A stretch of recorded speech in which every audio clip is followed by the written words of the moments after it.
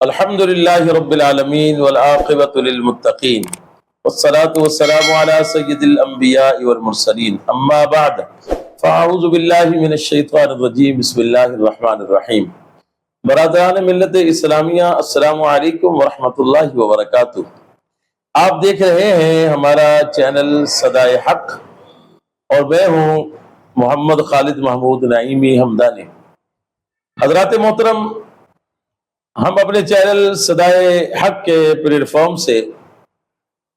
آپ کے لیے حضور نبی پاک صلی اللہ تعالی علیہ وآلہ وسلم کی سیرت مبارکہ کے حوالے سے ایک سیریز جو ہے وہ لے کر حاضر ہوتے ہیں۔ الحمدللہ آج کے پروگرام سے پہلے ہم حضور نبی پاک صلی اللہ تعالی علیہ وآلہ وسلم کی مبارک اور پاک سیرت کے حوالے سے بہت سارے پروگرام آپ کی خدمت میں پیش کر چکے ہیں۔ اس میں حضور نبی پاک صلی اللہ تعالی علیہ وآلہ وسلم کا خاندان، آپ کا حسب نسب اور آپ کے آباء و اجداد، آپ کی ولادت، آپ کا بچپن، آپ کا لڑکپن، آپ کی جوانی، آپ کا نکاح فرمانا، پھر اس کے بعد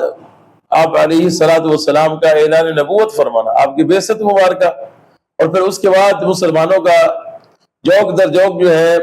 وہ اسلام کی آغوش میں آنا، حضور علیہ الصلوۃ والسلام کے ہاتھ پہ اسلام قبول کرنا اور آقا علیہ الصلوۃ والسلام کی غلامی کا جو ہے پٹا اپنے گلے میں ڈالنا اور حضور علیہ الصلوۃ والسلام اور اسلام کے سائے میں آنا، اس چیزوں کے حوالے سے ہم آپ کے سامنے پہلے پروگراموں کے اندر بیان کر چکے ہیں۔ جب اسلام دن بدن جو ہے وہ پھیلنے لگا، اسلام کو اللہ تبارک و تعالیٰ دن بدن عزتیں اور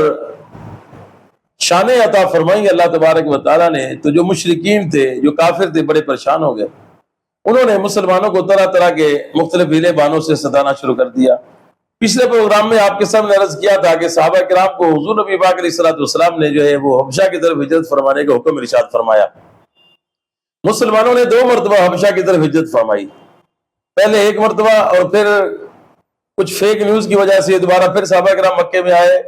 اور پھر دوبارہ ان کو جو ہے وہ ہجرت کر کے دوبارہ پھر حبشہ کی طرف جو ہے روانہ ہونا پڑا۔ مشرکین مکہ نے مسلمانوں کا پیچھا حبشہ تک بھی نہ چھوڑا اور نجاشی جو حبشہ کا بادشاہ تھا اس تک پہنچے اور مسلمانوں کو مختلف بہانوں سے ستانے کا موقع انہوں نے اپنے ہاتھ سے جانے نہ دیا،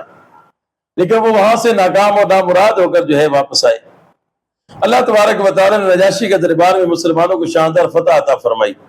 حضرت جعفر بن ابی طالب رضی اللہ تعالیٰ عنہ نے ایک تاریخ ساز جو ہے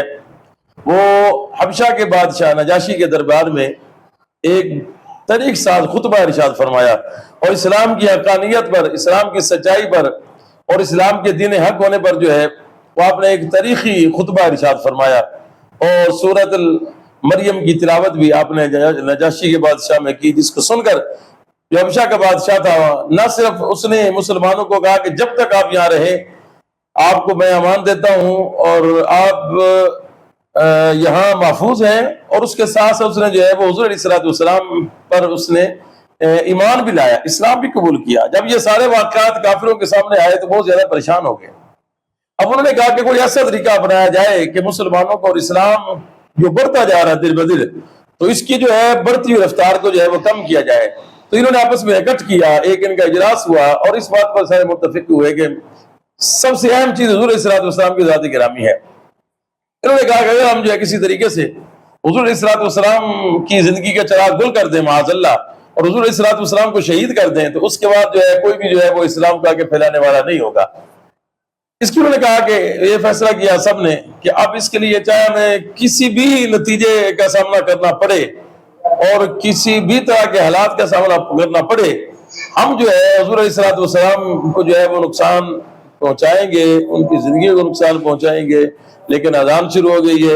اب میں کیا کروں، میں اس کو پورا نہیں کر سکتا ہوں،